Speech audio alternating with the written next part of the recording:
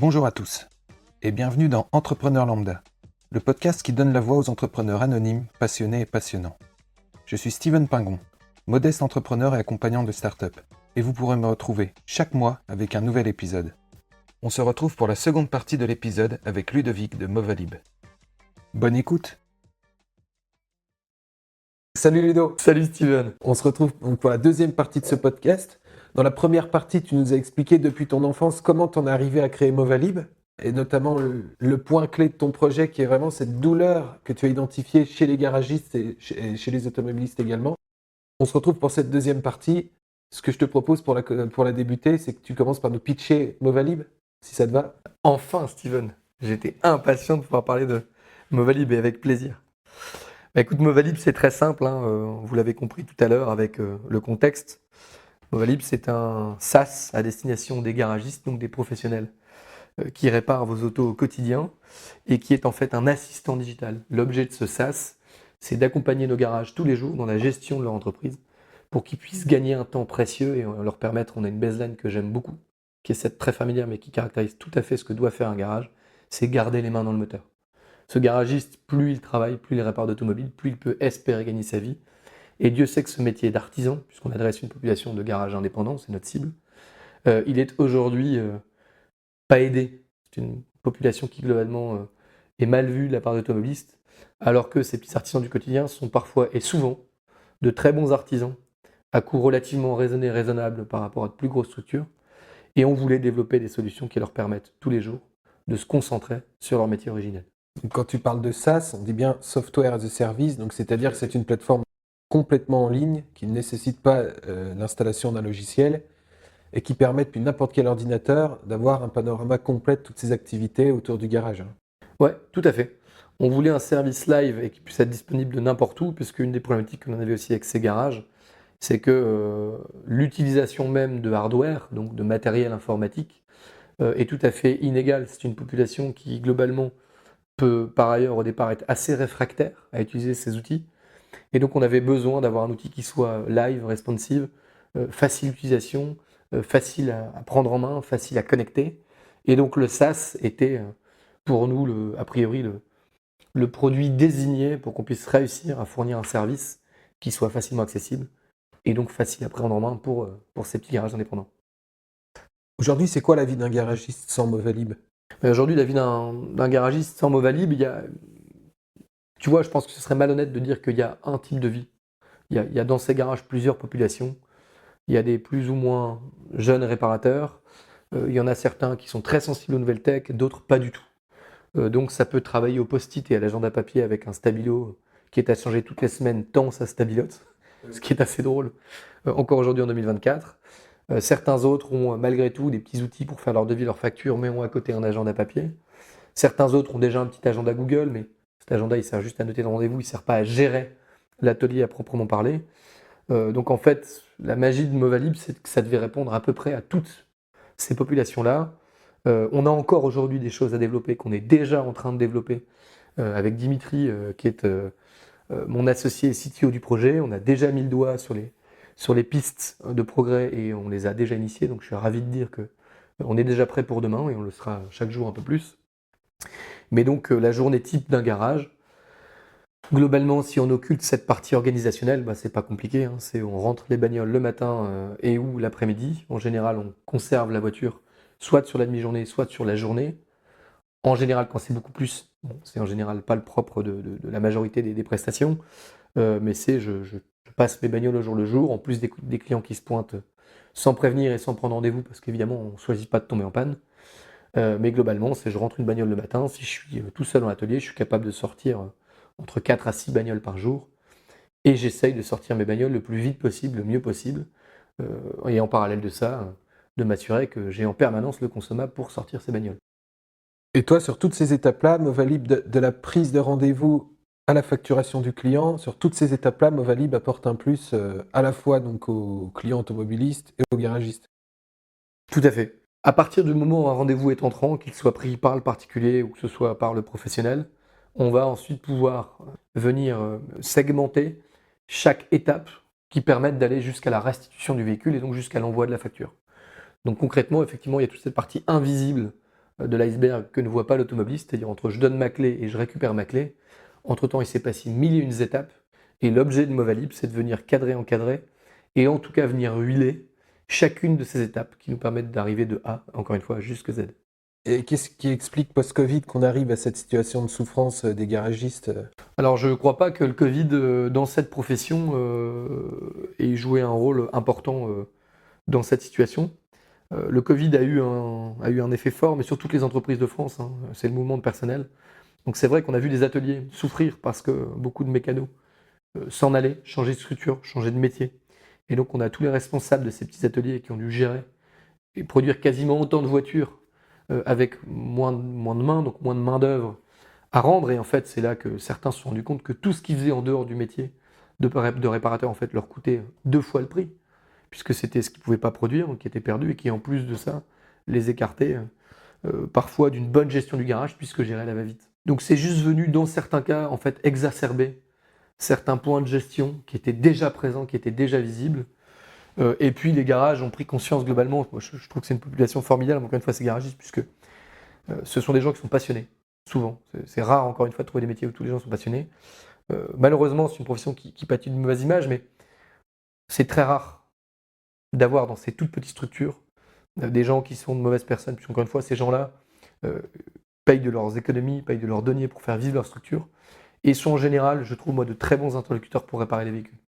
Donc ça a juste, encore une fois, peut-être eu tendance à mettre davantage en lumière des points de gestion, de mauvaise gestion, qui pouvaient ou qui devaient être travaillés. C'est le cas aujourd'hui. Quand je t'entends parler du projet, on sent une vraie passion, une vraie envie. T'as pas fait ça que par opportunité marché. C'est important pour toi, quoi, d'apporter service aux garagistes. C'est pour moi, tu vois, une vraie conviction d'aller vers ce projet, dans ce projet, et avec cette vision-là. Le rapport entre l'automobiliste et le garagiste, aujourd'hui, il est mauvais, pour de mauvaises raisons. Je souhaite, avec nos outils, qu'on puisse rééquilibrer ces rapports, avec des problématiques certes différentes entre l'un et l'autre, mais néanmoins, on est capable de le faire. Et c'est ça qu'on amène, et c'est ça qu'on veut aujourd'hui porter.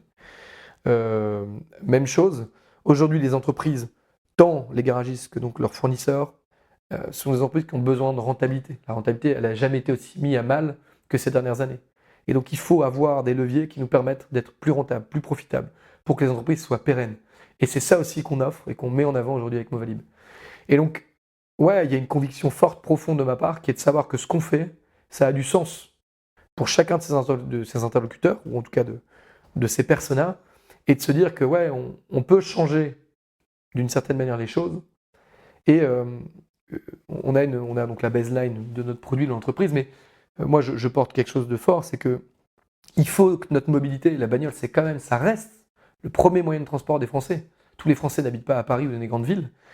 Notre bagnole doit rester synonyme de liberté. Notre mobilité doit rester synonyme de liberté, et donc ça doit être quelque chose d'assez positif. Et la gestion de l'entretien doit devenir plus rentable, elle doit devenir plus durable, et donc elle doit essayer d'une certaine manière de rendre quelques lettres de noblesse à ces véhicules qui sont, encore une fois, notre premier moyen de locomotion.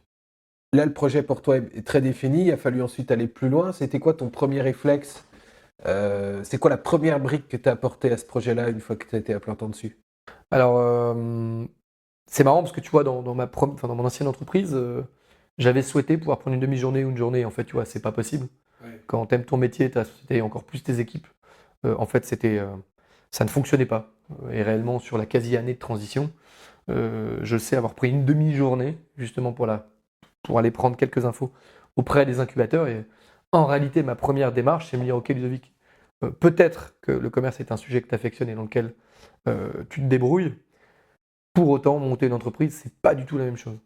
Donc la première chose que je fais, c'est de me renseigner sur quels sont les incubateurs de France, euh, viables et ou qui tiennent la route. Et donc, forcément, je vais voir à Paris, je vais voir à Lille, je vais voir à Valenciennes. Et globalement, une fois que je fais le tour de ces différents incubateurs, je me dis, bon, ok, la première étape, c'est ça. Intégrer un incubateur pour faire amende honorable et aller clairement retourner à l'école d'une certaine manière pour apprendre à vérifier mon hypothèse, pour apprendre à cadrer cette hypothèse et pour apprendre pour apprendre à monter une entreprise et donc à être sûr que globalement, entre vouloir et pouvoir, ça va le faire. Voilà ce que je me dis à l'époque. C'est ça la première étape pour moi. Et donc, tu as été accompagné par 2 incubateurs, c'est bien ça? Ouais, alors d'abord Euratech à Lille. Donc, Euratechnologie, oui. Tout à fait. Euratechnologie à Lille qui est une grosse machine et qui est en fait qui est une fabrique, clairement, à idées et qui dit à tous les porteurs de projets, OK, on vous met à disposition un outil de dingue, il est vrai. Par contre, ce qui fera le porteur demain, c'est son autonomie, c'est sa faculté à être capable à trouver seul les réponses dont il a besoin. Nous, on vous donne le réseau, etc. etc. Donc, je commence effectivement avec Euratechnologie. Et à ce moment-là, ce que j'itère, moi, c'est vraiment le projet, c'est l'idée, c'est ce premier MVP, tu sais, le Minimum Viable Product, qui doit me permettre de valider mes hypothèses auprès d'un panel de clients test. Et je commence donc avec effectivement Euratech. Euratech, premier incubateur dans lequel on est encore aujourd'hui. Et Steven, notre première rencontre, on la doit d'ailleurs à ce premier incubateur. Notre startup manager, hein, qui sont donc les personnes qui suivent les porteurs de projets, Agnieszka Bokuka, que je salue en passant. On la salue. Ouais. Me dit à l'époque, Coco, hein, quasiment en ces termes, ton projet c'est bien, ça avance, tu as quand même un projet qui est très lié à la mobilité. En fait, Agnieszka me montre et me fait comprendre qu'il existe des structures un peu plus petites, qui sont plus portées sur l'entreprise, le produit en lui-même, plus que le fait d'itérer. Et en fait, j'apprends à travers elle que peut-être il serait de bon ton de retourner une deuxième fois à l'école, ou en tout cas de faire une double formation, donc double peine, semble-t-il. Sauf qu'effectivement, on se rencontre toi et moi une première fois, et très vite, avec ces incubateurs de plus petite taille, je me rends compte qu'on a un suivi beaucoup plus personnalisé, beaucoup plus sur mesure. Et ça me permet dès lors d'accélérer dans le fait donc de mettre en lumière l'entreprise certes, mais surtout le produit. Et je découvre avec toi ce que c'est que de passer la seconde, clairement. Et entre le fait d'itérer et de monter la boîte, bah ça y est, je fais la transition officiellement avec Transalé. Et donc avec toi d'ailleurs, puisque c'est comme ça qu'on s'est rencontrés. Tout à fait, et on remercie en effet Agnieszka et toute l'équipe de Euratech, puisque c'est super de pouvoir collaborer entre incubateurs, entre Euratechnologie et entre Transalais dans ce cas précis. Merci pour ces commentaires positifs sur l'incubateur et tout l'écosystème, hein, des Hauts-de-France. Bon, c'est où on en est, mais à l'échelle nationale, on a vraiment un super écosystème d'incubateurs. Donc, merci pour ton hommage, Ludovic. Ouais, alors j'insiste, tu vois, on parle des incubateurs, mais on parle moins des startup managers. Je remercie Agnieszka tout à l'heure, enfin, j'en profite. Ce qui nous a et ce qui m'a notamment motivé à travailler avec Transalé, c'était toi, en l'occurrence Steven Pingon. Parce que tu avais une expertise sur effectivement les méandres à éviter très vite pour justement aller chercher ces premiers financements. Il y a eu le ferry, il y a eu ensuite au défi, tu nous as aussi aidé sur French Tech Seed. Il y avait dans l'individu, en plus de l'incubateur, une vraie connaissance et une vraie expertise. Et ça, ce sont des choses que les entrepreneurs doivent apprendre à sentir, à pressentir, ou en tout cas à déceler, puisque c'est grâce à des gens comme toi, concrètement, qu'on a réussi à donner vie au projet. Une fois qu'on donne vie au projet, dès lors, ça devient possible de monter l'entreprise. Et typiquement, j'ai pas peur de le dire, je te remercie parce que, comme beaucoup d'autres qui ont été des piliers importants pour l'entreprise, ton expertise métier sur le montage du projet a été très clairement cruciale pour le projet. La première grosse étape, c'est l'étude de marché. Comment tu t'y es pris, toi? Alors c'est très simple. Moi, l'étude de marché, bon, j'avais de la chance puisque comme je venais de ce milieu, j'avais déjà beaucoup de connaissances métiers et donc j'avais déjà beaucoup de data attenante. Donc très rapidement, j'ai pu et j'ai su analyser quels étaient les clients cibles des clients à mettre de côté. J'ai très rapidement su me dire, OK, quelle va être ma stratégie de diffusion. Ce qui m'a surtout fallu faire rapidement, ça a été de tester mes hypothèses. Donc je crois l'avoir dit tout à l'heure, mon premier vrai travail a été d'aller voir 49 garages précisément, chez qui j'ai passé entre 1 heure et une journée. C'était souvent des ateliers de 2-3 heures, donc pour pas dire une demi-journée, plus rarement 1 heure ou une journée. Mais c'était avec eux qu'on a vérifié à l'aide d'un Figma, encore une fois, que j'ai co-construit avec Dimitri, puisque c'était d'ailleurs nos premiers échanges avec cet ancien voisin qui est devenu CTO, je pense qu'on en parlera tout à l'heure. Donc Figma, c'est une maquette qui a toute l'apparence d'une application, sauf qu'en fait, c'est vraiment que le visuel pour faire comprendre ce que sera l'application après, une fois développée.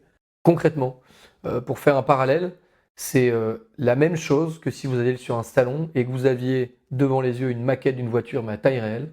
Vous avez l'illusion que c'est la vraie voiture, sauf que ça n'est qu'une maquette. Le Figma, c'est la même chose.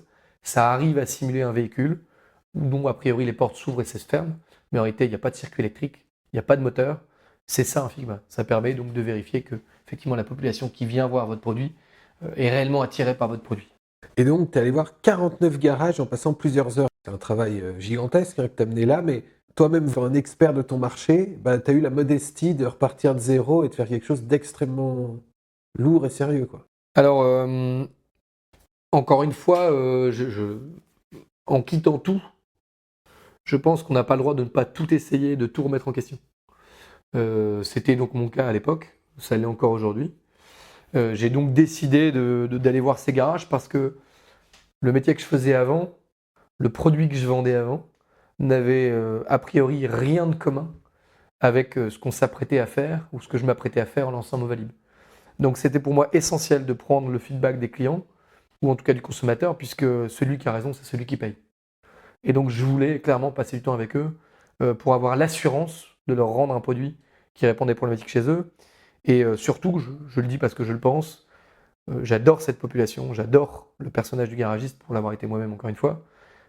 Mais ce sont des gens chez qui on n'a pas l'occasion de faire 2 fois la bonne première impression. C'est une expression qu'on connaît bien, mais c'est vrai. Et en même temps, je les comprends, il manque de temps. Donc, si en plus de ça, il faut revenir 3 fois faire la même chose, et ben en fait, on ne tient pas la promesse du produit initial, c'est-à-dire on va vous faire gagner du temps.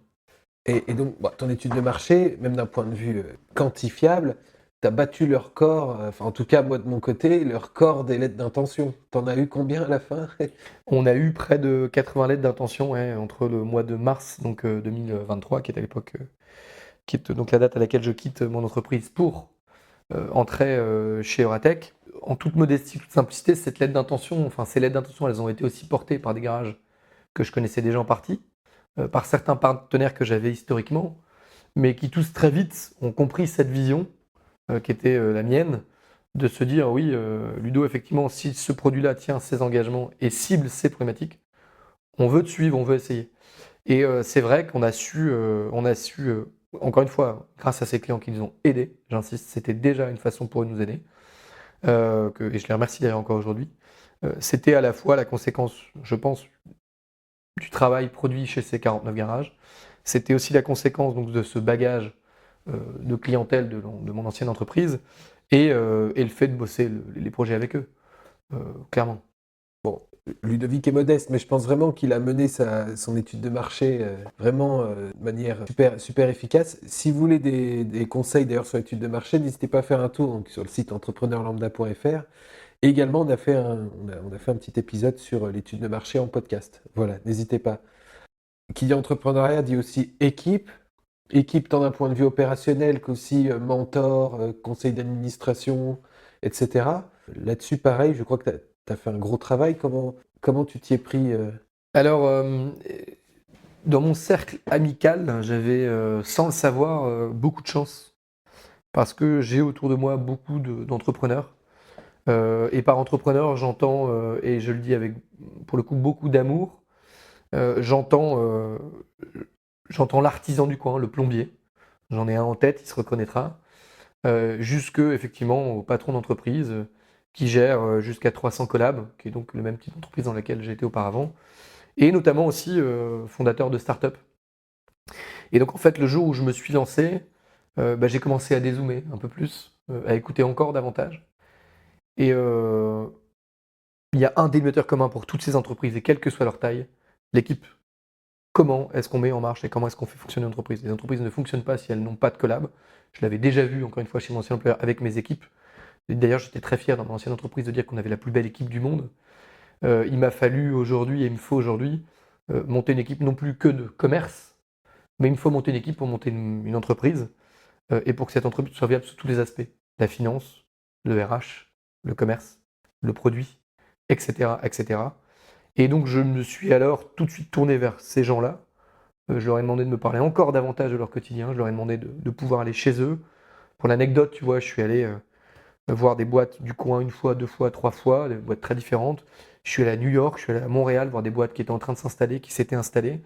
Et si je peux donner ou me permettre de donner un premier conseil, tous les gens ou toutes les personnes qui souhaitent se lancer, ayez une humilité à toute épreuve. N'ayez pas peur de dépenser votre argent pour aller voir des gens, pour passer du temps avec ces gens-là.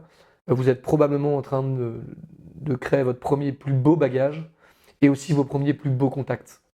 Je crois en fait l'avoir fait naturellement, spontanément. J'en avais pas conscience, je le mesure aujourd'hui très clairement. Mais alors, quand on vient d'un milieu au sens très large, hein, à la fois familial, amical, dans lequel il n'y a pas ces contacts-là, comment on se les fait? Bah, je pense que justement, tu vois, j'en reviens aux incubateurs. Dans les incubateurs, vous avez des gens qui ont monté des entreprises, qui sont en train de montrer des entreprises par paquet de 100. J'exagère à peine. Euh, j'ai découvert aussi quelque chose de fort, et on ne parle pas assez des entrepreneurs pour cette partie-là.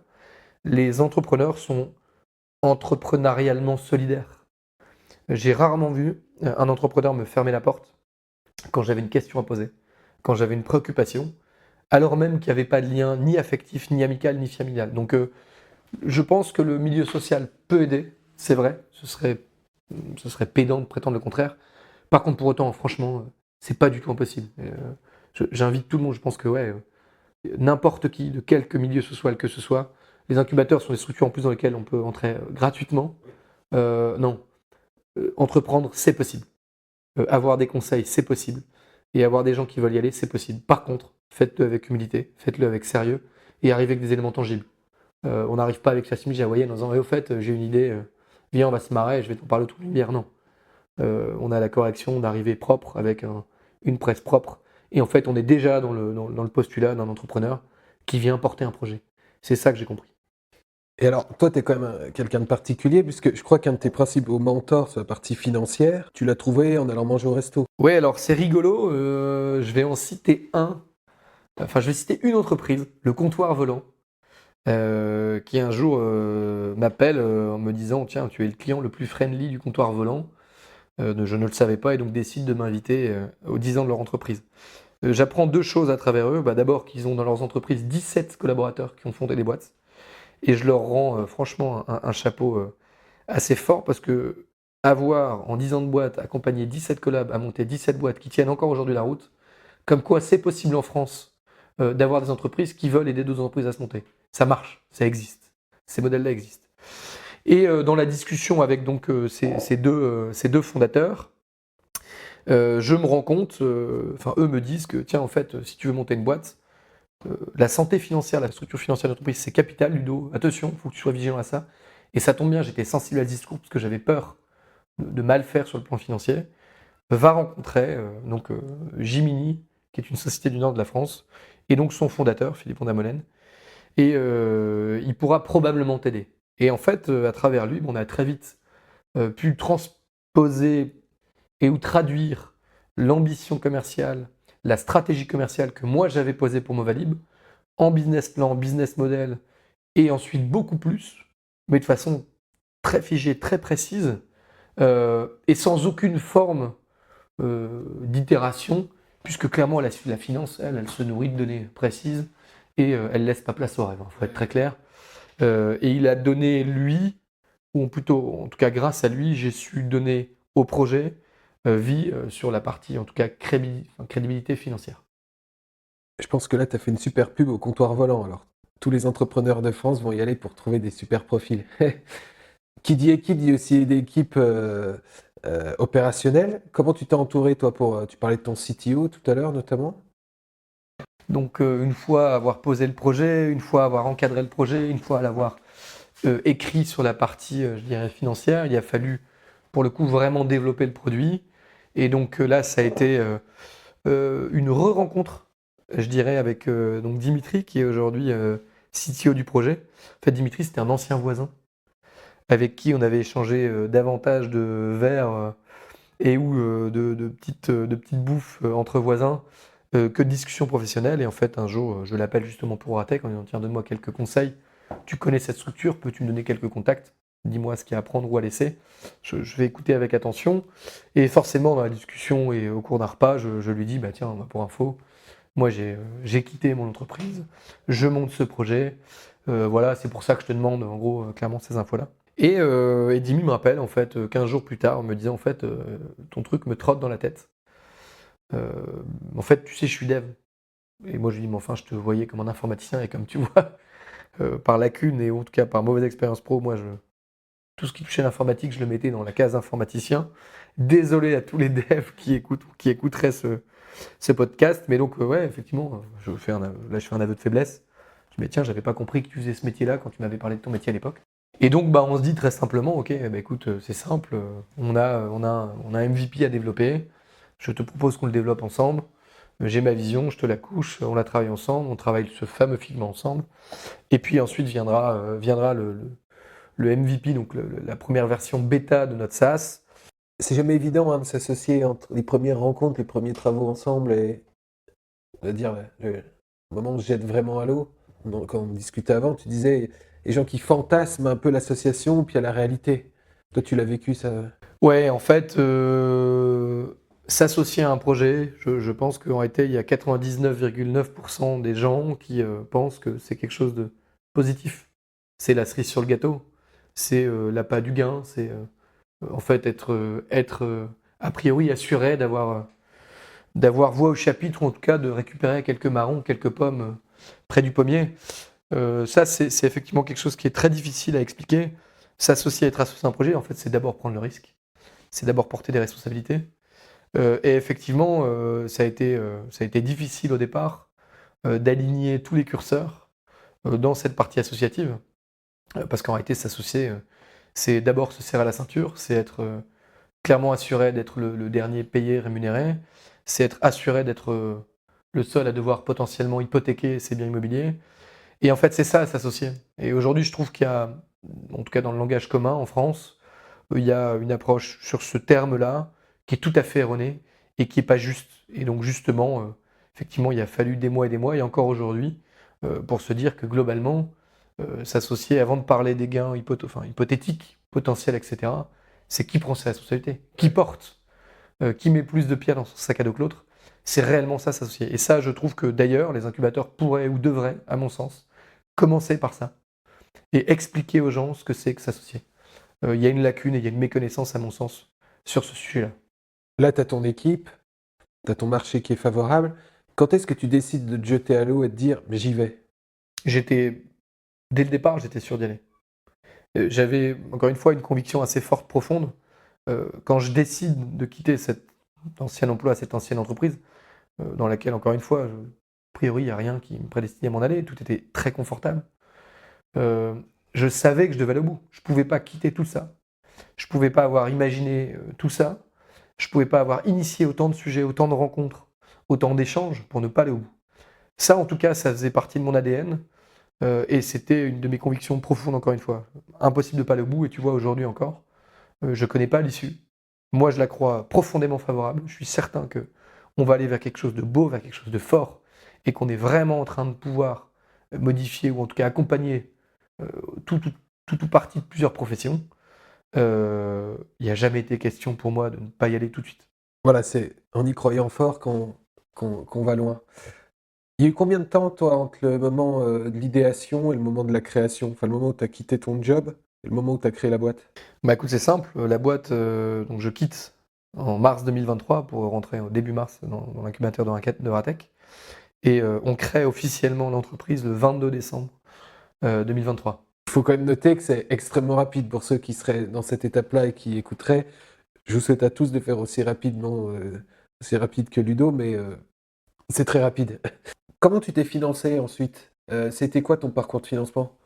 Ah bah c'est simple, jusqu'à février grosso modo 2024, et encore aujourd'hui, hein, ça a été, en tout cas jusqu'à février 2024, 100% mes deniers personnels. Oui. Ça l'est encore aujourd'hui, évidemment. En plus d'eux, il ne faut pas effectivement oublier de les citer parce que je trouve qu'on ne rend pas assez de signaux positifs sur ce sujet. Mais merci la France, merci l'État, merci France Travail, puisque aujourd'hui c'est France Travail, c'est plus Pôle emploi. Oui. Je tiens à le préciser, puisqu'on a été formé là-dessus par les équipes de France Travail. Mais ça a été majoritairement mes deniers personnels, puis France Travail. Et plus récemment, on a commencé à faire ce qu'on appelle un précide. Et donc on a commencé à financer l'entreprise aussi via différents produits. Et il y a eu aussi, entre-temps, je l'ai dit tout à l'heure, la région de Hauts-de-France. On a été lauréat FRI en ayant décroché le label FRI au potentiel innovant. Et donc, clairement, on a eu la possibilité, grâce à Théo Valo et l'incubateur, de présenter Movalib et de réussir à décrocher ce label et donc de décrocher une subvention, une bourse, d'à peu près 16-17 000 euros, qui est un montant non négligeable, notamment pour développer notre version bêta. Oui, donc le FRI, qui est une spécificité vraiment des Hauts-de-France, est peut-être une exception nationale, qui est une aide qui intervient vers la personne physique avant création de l'entreprise pour l'aider au développement. Et en effet, on salue toute l'équipe d'HDFID et Théo qui s'occupe super bien de ce FRI. Une fois la boîte créée, est-ce qu'on peut décomposer ensemble peut-être comment tu as construit ton plan de financement? Déjà, l'apport perso, toi et les fondateurs, vous avez mis combien?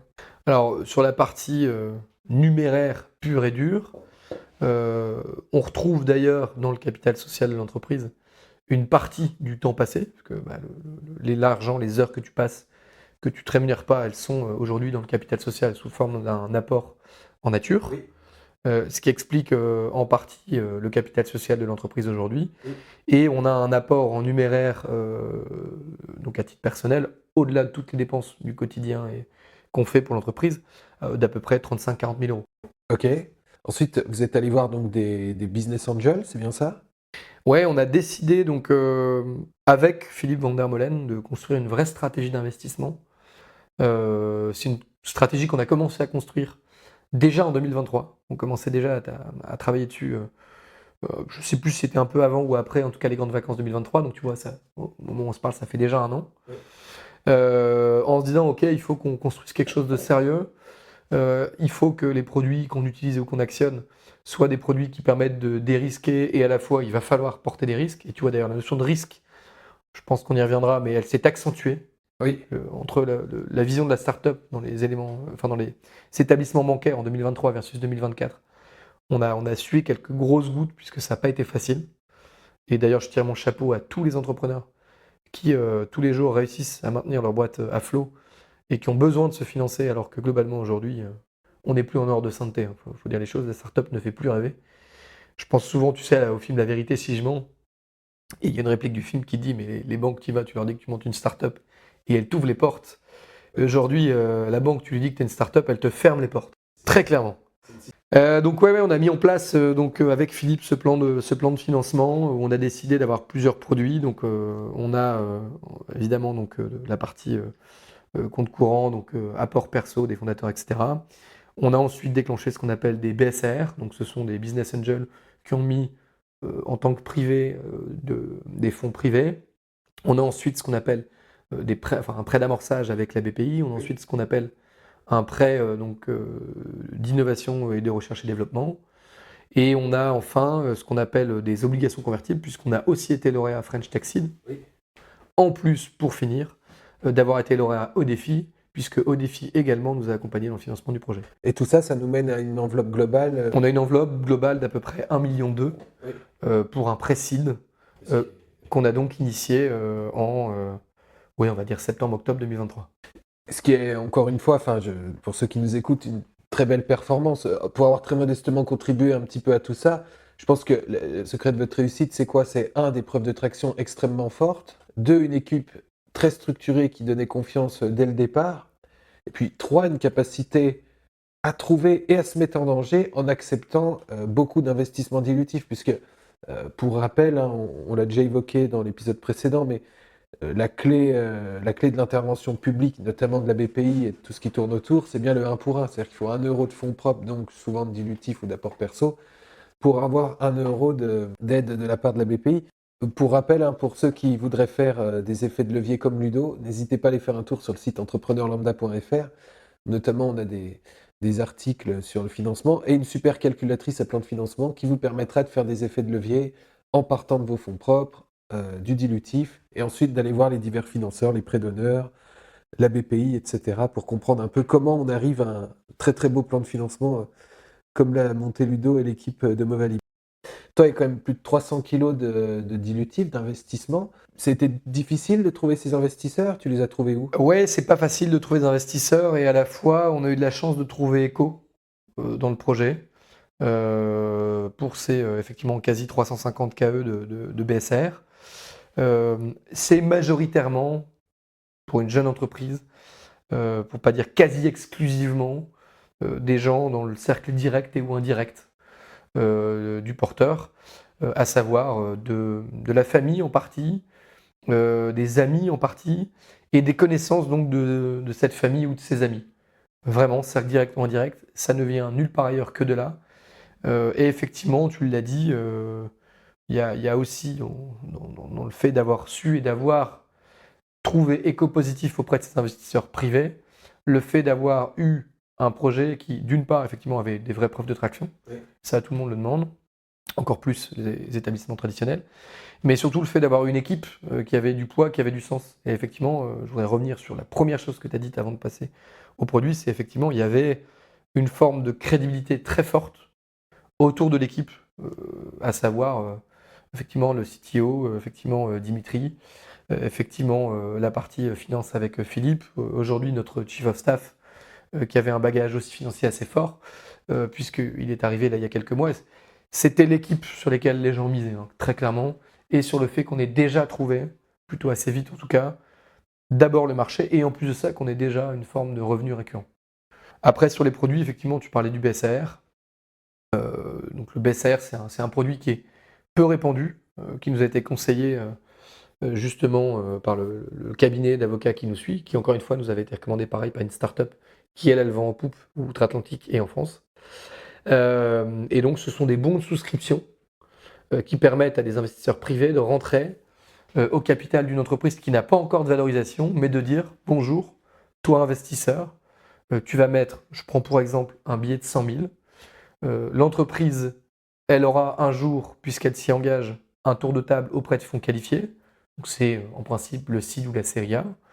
Et dans le cas de ce seed ou cette série A, le fonds qualifié va définir une valeur de l'entreprise. Et toi, primo-investisseur, si l'entreprise vaut 1, mais tu rentreras dans cette entreprise avec un discount sur la valeur de l'entreprise. Donc typiquement, si je prends pour exemple une entreprise qui vaut 1 million et que par exemple le BSR donne droit à un discount de 20%, ça voudrait dire que le primo-investisseur rentre lui avec une valeur de 800 000. Et on ajoute à ça une sécurité, donc tant pour les fondateurs que pour les investisseurs. Donc d'abord ce qu'on appelle le floor, qui est une valeur mini en dessous de laquelle on ne diluera pas les actions, par exemple, qui est de dire, voilà, si le fonds considère que la boîte vaut 1, la valeur mini de la boîte c'est 200 000, ça permet d'assurer aux fondateurs de garder quand même un minimum de capital pendant une durée donnée pour être sûr que le projet ait le temps de décoller et de ne pas diluer jusqu'à faire perdre l'entreprise à ses fondateurs au risque de les démotiver de monter leur propre projet. Et ensuite, on met en place aussi ce qu'on appelle un cap, qui est donc une valo max, en disant en fait, toi, primo-investisseur, imaginons que la boîte explose, ce qui est possible aussi. C'est plus rare, hein, soyons très honnêtes. Il y a plus de boîtes qui se cassent la gueule, qui crèvent les plafonds. Et donc, on va fixer un cap, disant voilà, si l'entreprise un jour vaut, par exemple, j'en sais rien, 20 millions, toi, tu rentreras maximum une valo de 2 millions, ce qui fait que globalement, le titre, là, il aura déjà explosé. J'attire quand même une petite parenthèse sur ce genre de produit, c'est pas facile. Je dirais même que c'est très difficile d'aller chercher du BSAR, surtout à titre personnel, parce que ce qu'il faut bien comprendre, et c'est ce qu'il faut dire aux investisseurs, c'est ce qu'il faut dire aux BA, il ne faut pas mentir. La première proba, et a priori la première chance qu'auraient les investisseurs, ces primo-investisseurs dans un projet, c'est de perdre leur argent. Donc tu vois, typiquement, nous, ou en tout cas quand moi je présentais les dossiers, je disais toujours, écoutez, on va vous présenter des scénarios de valo, on va vous présenter donc, les différents éléments qu'on vient d'évoquer. Alors ce ne sont pas ceux-là dans les chiffres, mais en tout cas, on va vous présenter la mécanique. Toujours est-il que la première chance que vous avez, c'est de tout perdre. Et il faut avoir derrière les tripes, de tirer son projet, de continuer à le monter, avec quand même le risque de perdre cet argent. Et c'est ce qu'on a fait avec Movalib. Donc toi, finalement, la difficulté d'aller chercher ça auprès de proches, tu as résolu le problème en étant extrêmement clair avec eux, en leur disant, voilà, faites-le parce que vous y croyez, mais vous risquez de tout perdre, acceptez-le, et à ce moment-là, on se tape dans la main, quoi. On ne peut pas monter un projet sans en être moteur, sans y croire profondément et sans avoir cette conviction, tu vois, qu'on a évoquée à plusieurs reprises. C'est sûr. En revanche, pas possible de mentir. Pas possible de ne pas dire les choses comme elles sont et de poser tous les scénarios. Donc c'est ce que j'ai fait dans le cadre de ce Précide. Et d'une certaine manière, je suis très fier d'avoir dit les choses et d'avoir la trempe en tant que porteur, de poser tous les scénarios possibles et imaginables. De toute façon, on ne demande pas à un entrepreneur. Et pareil, je ne me permets pas de donner un conseil. Pour autant, un bon entrepreneur est quelqu'un qui dit les choses, qui ne travestit pas la réalité, à défaut en tout cas d'essayer de la rendre meilleure. Mais par les faits, pas parce qu'on habille la mariée. Vous rentrez donc depuis le début 2024 dans la vraie phase opérationnelle de l'entreprise Movalib. Ça se passe concrètement? C'est les montagnes russes. Alors concrètement, comment ça se passe? On fait face tous les jours à de nouvelles problématiques. Certaines sont très bonnes pour le projet parce qu'elles le font grandir. D'autres peuvent être anxiogènes parce qu'elles peuvent nous laisser penser qu'on n'a pas vu un détail important qui pourrait mettre en péril le projet. Et en fait, tant mieux. Mieux vaut se tromper très vite et réagir très vite que de faire l'autruche et un jour de sortir la tête du trou et qu'il soit trop tard. Donc il a fallu au départ être partout et donc c'est assez difficile de faire du commerce, de faire de la finance, de faire du produit, de faire du dev, de faire du RH, de faire tous ces sujets-là, tous en même temps de front, et de demander en même temps à l'entreprise, puisque c'est ce qu'on demande à l'entreprise, hein, d'être plus performante tous les jours, d'être plus efficiente. Et donc aujourd'hui, ce qu'on fait, c'est qu'on cadre, on encadre davantage nos process, on encadre davantage les retours clients, on suit davantage nos clients, et donc on est en train de staffer l'entreprise pour qu'elle puisse, sur chaque verticale, être plus performante, plus pertinente, et surtout devenir force de proposition. C'est-à-dire que je souhaite que l'entreprise elle adopte aujourd'hui une posture où il ne s'agisse plus de prendre entre guillemets simplement que les infos pour les transformer en actions, mais il s'agit en plus de les prendre, d'essayer d'avoir déjà quelques coups d'avance ou en tout cas d'essayer d'anticiper ces difficultés. Donc on demande aux équipes d'aujourd'hui d'être encore plus investies, d'être encore plus présentes euh, pour toujours être plus performants. Et dans un second temps, on met aussi les moyens pour venir staffer ces services qui sont peut-être aujourd'hui, ou qui l'étaient en tout cas hier, un peu en carence, et donc de leur donner davantage d'outils, davantage de moyens, pour que chacun puisse sereinement se lever le matin, aller bosser avec la banane et avec la conviction que, en plus d'avoir un projet qui a du sens, d'avoir un projet qui grandit vite, qui grandit bien. Et je pense qu'il n'y a pas plus confortable pour les collaborateurs du projet, et je les remercie profondément pour toute l'énergie, toute la niaque qu'ils mettent tous les jours, de leur dire, OK, vous nous donnez la main-d'œuvre pour aller construire, bâtir l'entreprise, on va vous donner l'alimentation bonne, saine, comme on le ferait pour un sportif, pour être sûr que vous soyez meilleurs tous les jours et qu'on puisse grandir tous ensemble. C'est vraiment, allez, on est dans une galère, on a chacun une rame, et là, tous ensemble, on essaye de ramener à la même cadence et dans le même sens. C'est primordial. Et je me répète, si on doit se tromper, il faut que le porteur en prenne sa responsabilité, mais vaut mieux se tromper vite et pouvoir réagir très vite. Donc aujourd'hui, on essaie de ramer vite pour savoir ce qu'on a mal fait, le corriger, et perfectionner ce qui est encore à perfectionner. Vite, vite, vite, l'exécution, l'exécution, l'exécution. Là, le plan de financement est bouclé. C'est une chose d'obtenir l'argent, c'est une autre chose de le gérer correctement. Comment vous gérez cet argent qui vient de cette levée de fonds au quotidien? Alors justement, dans les deux étapes que tu évoques, en réalité, elles se recoupent étonnamment. Parce que tu vois, quand il a fallu commencer à boucler ce fameux précide, tous les produits, on les a pas en même temps.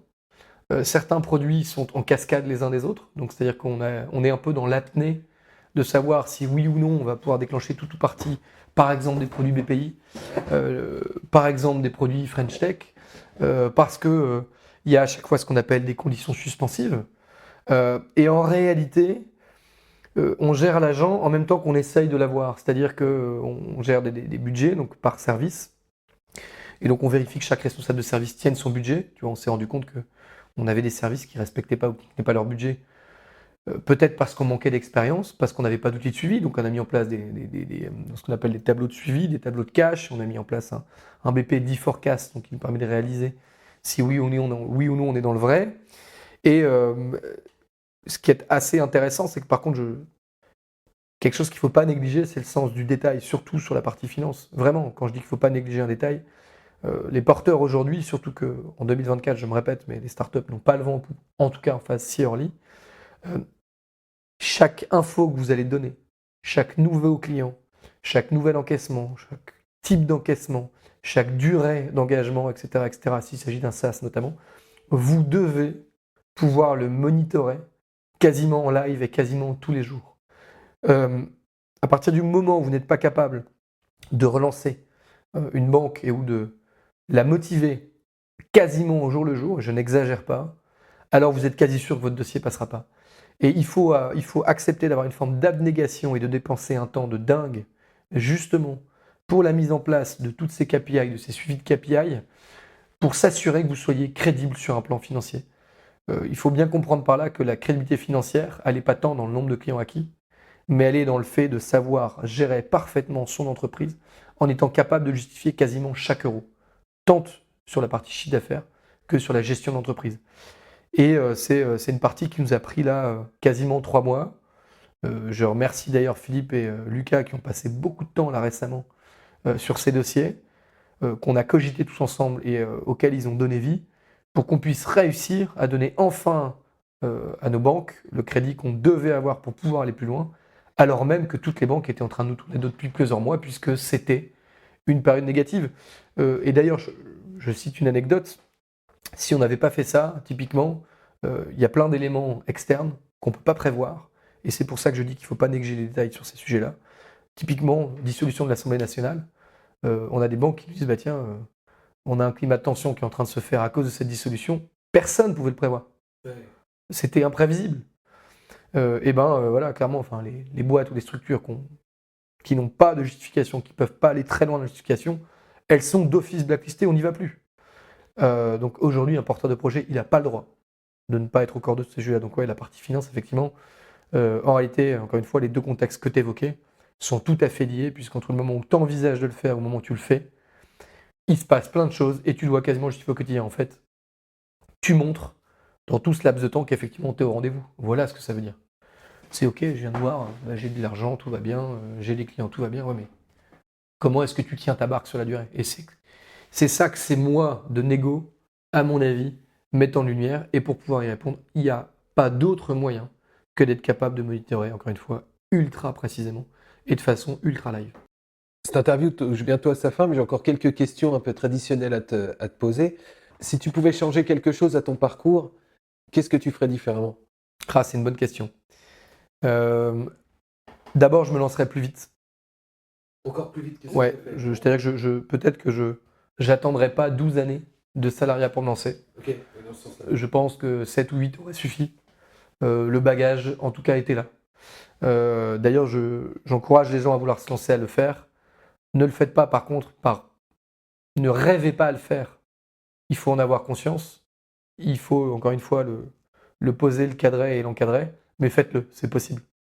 Donc c'est la première chose que je ferais. Je me lancerai peut-être un peu plus tôt. La deuxième chose que je ferais, c'est d'essayer d'aller plus vite, encore une fois, au quotidien, dans l'itération, dans les essais produits. C'est pas grave de se planter. C'est pas grave d'avoir mal construit une offre. Si votre offre, je vais prendre un exemple concret, hein, vous vendez demain. Imaginez qu'à l'époque où on a créé des Tamagotchi, on ait vendu des Tamagotchi à 200 euros. Bon, il s'en serait vendu aucun peut-être. Mais le mec qui l'aurait vendu à 200 euros, peut-être qu'il aurait très vite compris que si son prix n'était pas le bon, il aurait tout de suite mis un prix qui est plus intéressant. Et en fait, plus vite vous évoluez, plus vite vous changez, plus vous apprenez. Donc, avoir moins peur. Dans l'opérationnel, dans le quotidien, si je devais le traduire, c'est ça, c'est avoir moins peur. Au contraire, il faut se tromper, trompez-vous. Ça, c'est la deuxième chose. Et effectivement, dans l'association, me former davantage et ou en tout cas s'assurer qu'on soit tous prêts, armés de la même manière pour être sûr de ne créer aucune difficulté au sein justement des associés. C'est hyper important de pouvoir être serein, périn sur le sujet qui est celui des associés puisqu'ils sont quand même responsables de l'entreprise, surtout en cas d'échec. Et j'insiste bien, c'est encore là où il ne faut pas le fantasmer. Cette notion associée, c'est qui est responsable comment en cas d'échec. Et c'est comme ça que j'aurais peut-être abordé les choses à l'époque. Si tu devais retenir une seule chose de tout ce parcours, ça serait quoi? C'est dingue. Je retiens que entreprendre, c'est dingue. Et quand je dis dingue, je le dis avec évidemment avec un postulat très positif. Mais j'utilise aussi le mot dingue parce qu'effectivement, il y a une forme de folie, d'hérésie qu'il faut encaisser, avec laquelle il faut garder la tête froide. Et ce que je trouve dingue justement dans l'entrepreneuriat, c'est cette alliance entre passion, raison, entre euphorie et calme plat, pour pas dire silence mortuaire, moment de doute et ou au contraire accélération.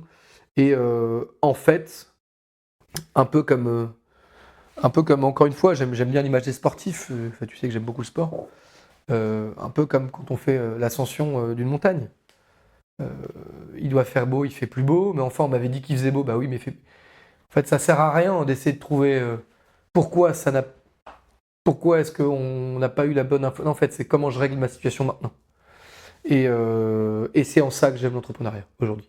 Qu'est-ce qu'on peut vous souhaiter? C'est quoi la suite dans les 18 mois à venir? Bah écoute, aujourd'hui, on est très fiers parce qu'avec toute l'équipe, on a déjà aujourd'hui un vivier client, donc des garagistes, qui peuvent enfin, grâce à nos outils, travailler plus et surtout travailler mieux. Je nous souhaite et on doit réussir avec toute l'équipe à aller rapidement continuer de développer justement toutes ces fonctionnalités qui doivent encore davantage satisfaire nos clients, donc nos garages. Et puis très rapidement, de réussir à diffuser massivement notre application, notre web app, qui n'est pas encore live mais qui le sera prochainement, pour qu'on puisse aussi offrir à l'automobiliste la possibilité d'aller très rapidement prendre rendez-vous en 2 clics, sans forcément que le garagiste partenaire ne lui ait donné le lien pour activer justement les produits de Movalib. Et ensuite, simplement, je pense que ce qui est important, c'est d'avoir les pieds sur terre, d'avoir la reconnaissance du ventre. Moi, je pense qu'il faut remercier encore et encore les gens qui nous aident tous les jours. Je pense évidemment à tous les gens de l'équipe. Je pense à Alexis, je pense à Dimitri, je pense à Marie, je pense forcément à Lucas, je pense à Maxime, je pense à Julien, je pense à Lola, je pense à Charlie, je pense à Pris, à tous ces gens qui au quotidien nous aident et nous permettent de monter la boîte. J'en ai peut-être oublié un ou deux d'ailleurs, je m'excuse d'avance. Mais surtout, ouais, je remercie encore une fois les structures qui nous accompagnent. Je remercie les mentors, mon advisory board et surtout les clients. Mon Dieu, enfin, les clients, quelle source d'inspiration. Grâce au garage, mais on grandit chaque jour un peu plus. On a aussi quelques partenaires de distribution. Je remercie mes collègues distributeurs avec qui on travaille aujourd'hui et qui ont mis un temps et une énergie dingue pour ça. Et enfin, et surtout aussi nos investisseurs. Parce que sans eux, objectivement, on n'aurait pas pu monter tout ce plan d'investissement. Je te remercie Ludo, c'était super intéressant. Pour ceux qui voudraient plus d'informations, movalib.com, c'est bien ça? Ouais, tout à fait. Je mettrai le lien dans la description du podcast. Et puis, il ne faut pas hésiter à nous appeler s'il y a besoin, ou si on peut d'ailleurs rendre tout ce que les clients et ou, encore une fois, les gens nous ont donné pour aider à monter ce projet. Si vous êtes garagiste, n'hésitez pas à contacter Ludovic et son équipe. Ouais, avec plaisir. Merci beaucoup Ludo. Merci à toi Steven, c'était un plaisir. Et puis un dernier service que je te demande, Vas-y. il faut que tu m'invites au comptoir volant, qu'on a le manger, parce que si j'ai bien compris, c'est là-bas que je vais trouver mon prochain invité pour ce podcast. Exactement, ouais, tu as des entrepreneurs très sympas et qui méritent effectivement de prendre la parole et ou d'avoir la parole. Avec plaisir. Merci Ludo, à bientôt. Avec plaisir. Salut Steven, ciao. Merci d'avoir écouté cet épisode. Si vous désirez nous donner un coup de pouce, laissez-nous un petit commentaire et parlez-en autour de vous, cela nous aiderait énormément. Enfin, si vous désirez retrouver quelques astuces d'entrepreneurs, allez faire un tour sur notre site entrepreneurlambda.fr, que je tâcherai de compléter au gré des épisodes. À très bientôt!